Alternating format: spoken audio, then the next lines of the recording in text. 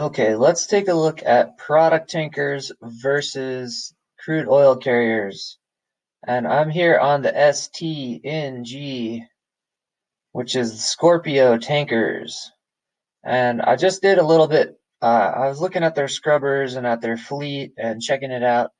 And I wanted to do a video kind of comparing something like Nordic American tankers, like NAT, or like DHT, the double hull tankers, which are specifically crude, versus like STNG, which is mainly a product tanker company. And I just got a report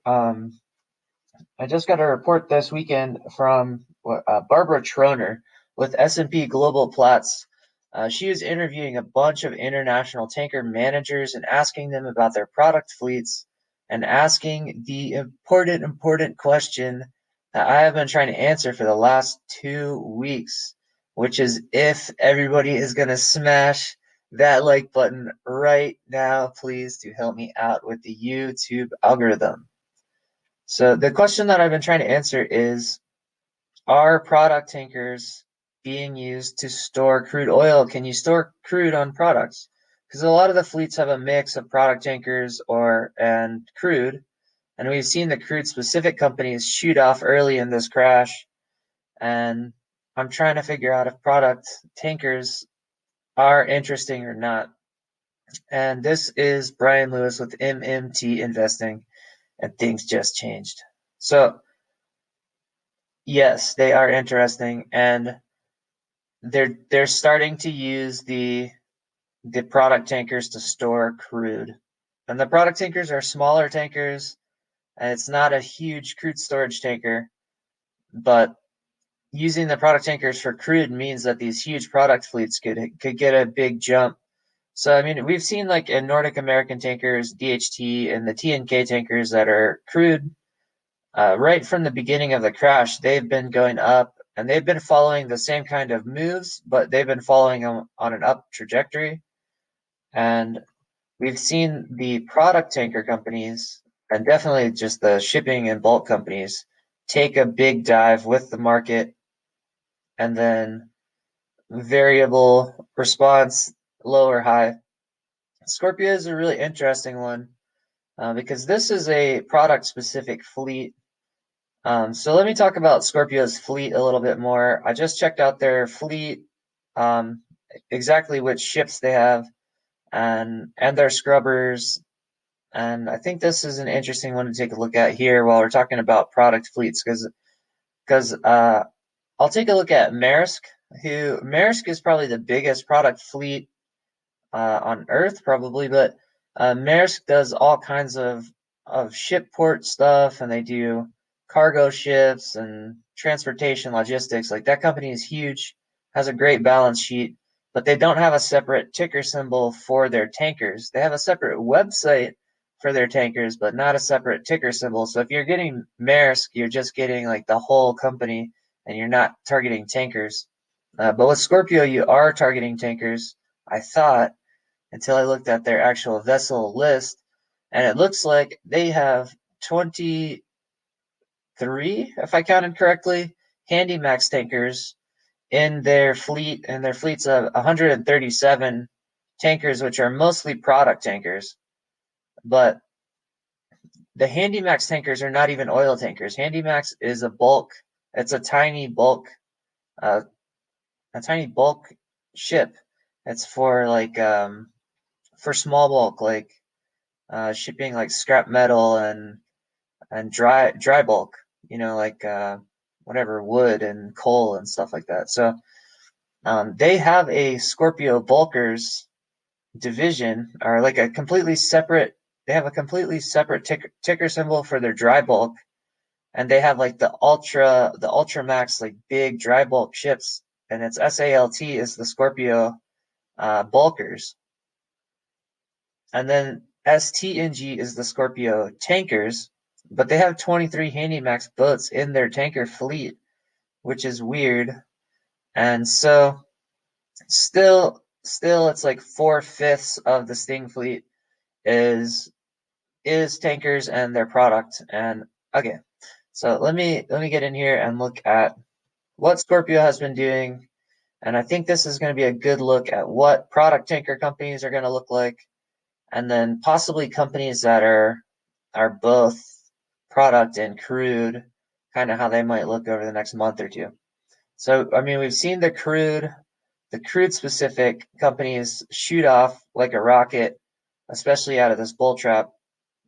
And now, now I'm taking a look at the products. So you see that Scorpio came down and down, but it didn't go as far down as the S&P for sure. And then it got a pretty good double shot up on this bull trap. And yeah, I mean, it's 13 to 28. So more than 2x. Yeah, it's more than 100% gain on just on the bull trap here. So I think that indicates that Scorpio is doing crude storage to a degree, to have their stocks shoot off with the tanker stocks. And I think this might be really interesting over the next month and a half as a short-term kind of thing, um, because they probably have the biggest fleet available of product tankers to use for crude storage as the oversupply continues. So the interviews, with Barbara, everyone was talking about the contango situation and talking about how long these ships are going to be, in this profitable kind of situation. And right now, it looks like there's 20 to 50 ships like outside of Texas and the Gulf of Mexico, uh, off of the California coast. There's ships just lined up in a queue, all holding oil, off China, Hong Kong, and Singapore. Like all these big major oil shipping areas are they have they have ships just lined up in a queue, and they're not in a line to unload. They're waiting for the contango to end for not dumping the oil, but selling the oil to be profitable.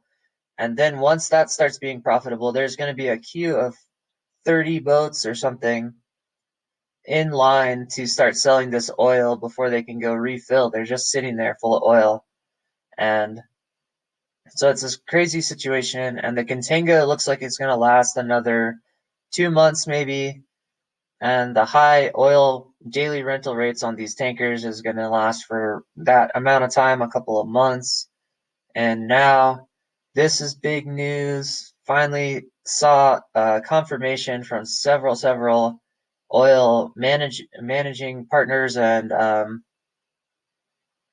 yeah, and the oil managers from international companies and domestic, saying that yeah, they are using product tankers now to store crude. And that is something really good to look into moving forward. And I think Scorpio is a good company, even though they do have this Handymax section of their fleet. Most of their fleet is product, and they have like LR1s, LR2s, MRs. They don't have like the big crude oil tankers. This is a different type of fleet, and it's a type of fleet that is like a last kind of thing that you would use to store crude. But when you do, I think it'll be very good for this stock. Um, so just looking at the S&P, I mean, we did a 1, 2, 3 correction wave on the S&P down from the everything bubble top. We did a 1, 2, 3, 4, 5 bull trap kind of Elliott motive wave, and just looking for another 1, 2, 3 kind of corrective wave down now.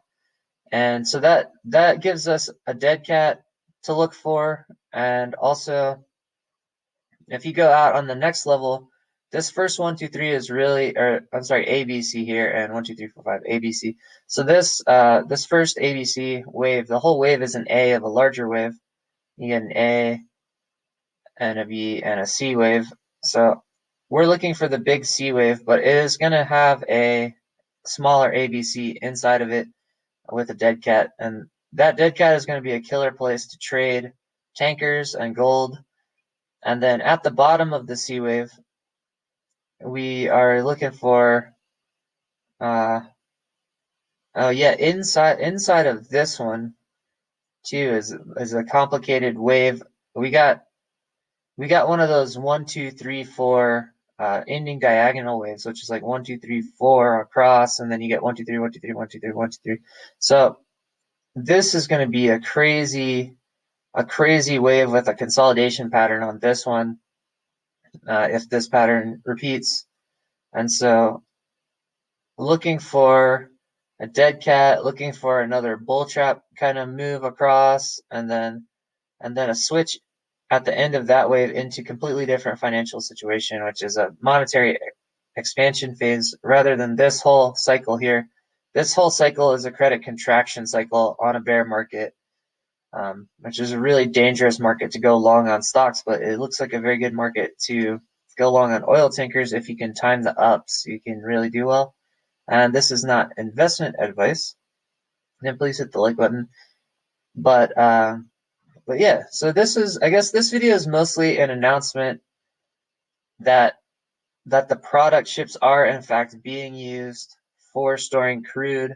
And we've seen the companies like Nordic American Tankers, we've seen DHT, the double hull tankers, we've seen TNK, the Teekay Tankers. Like all of these companies that have crude specific fleets did a really good move up right from the beginning of the crash. As soon as this oil crash and this oil contango started, they got really busy, because that's the first place you're going to store crude. And now we're seeing these other companies, which is a way bigger mess because they have bulk carriers or cargo ships or product tankers or crude tankers, and you have to kind of dig through the companies and see who has like a product fleet that is gonna use it to store crude, and that's a little bit more tricky. But this is one of them that I'm looking at, and I'm gonna try to find some more ideas for product tankers. I looked at top ships, TOPS ticker, and they have an awful balance sheet and an awful stock chart, but they do have a product fleet that looks like it would be good for the situation, but they're not showing any sign of being any good now.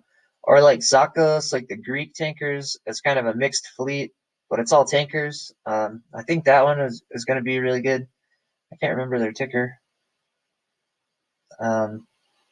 So yeah, okay, so that's just a view of product tankers over the rest of this crash and just trying to get them on the up moves during a down wave. And then I just I'm not sure about what to do. The contango is going to last past the end of this cycle switch, and so the tankers should be really good off the bottom. And then as we go out into the next cycle, the contango is going to end, and the tanker buzz is probably going to die down a little bit. So then it's less of a buzzy kind of speculative thing, and then you get more into the longer term, dividend stock kind of outlook. How are these tankers going to do over the long term? If we're in a long term bear market, like how are they going to hang out? Because it looks like the tankers over the next 2 months are just going to be sitting full of oil, and more tankers are backing up. It's going to take years to unload all of this oil storage and decrease the need for the oil tankers, just to hold crude before they're even just shipping it like normal. They're just storing crude now. So that's an outlook, and I don't have. Just go look at my S&P videos for date and time targets for when to get into these trades. I can't get into all of those specifics in every single tanker video, but it's following the S&P, it's following the monetary credit contraction cycle, and the up moves on the S&P is where you're going to get the up moves in the tankers and gold, and that is my long strategy just for swing trading right here. And okay, that's good. That's plenty. Happy trading.